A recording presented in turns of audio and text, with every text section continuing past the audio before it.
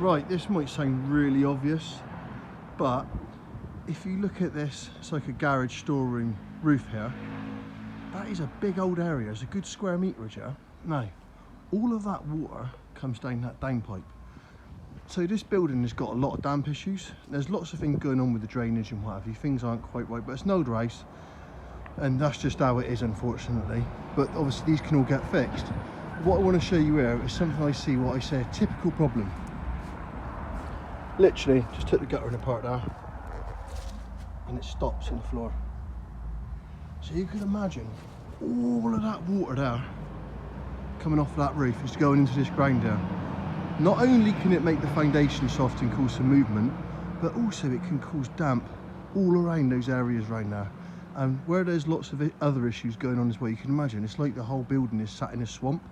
But yeah, I just thought this would be quite an interesting one actually today.